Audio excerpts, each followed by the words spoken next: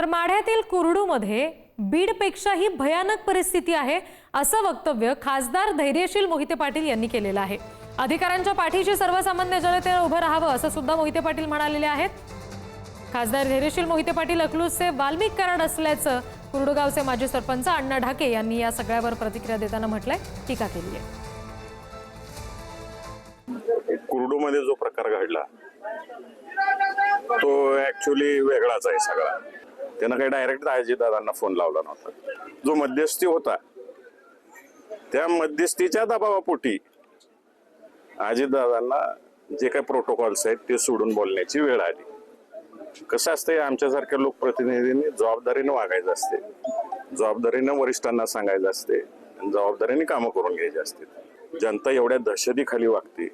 कुरडूचे अनेक पॅटर्न आहेत त्या ठिकाणी। बीड सारखा प्रकार आहे सगळं। बीडपेक्षा फार गंभीर प्रकार आहे त्या ठिकाणी।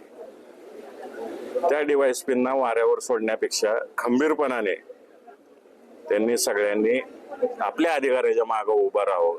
धैर्यशील मोहिते पाटील अकलूजचा वाल्मिक कराड आहेत का नाही ते अकलूजच्या बी जनतेची बैठ घ्या। दादा तांबोळी हा तिथला माझा गायांचा व्यापारी जोडीदार आहे आणि त्या जोडीदाराचा खून करण्यासाठी धैर्यशील मोहिते पाटलांनी पहिल्यांदा त्या आजबे नावाच्या याला सुपारी दिली होती। त्याच्या माध्यमातून त्या दादा तांबोळीचा खून केला।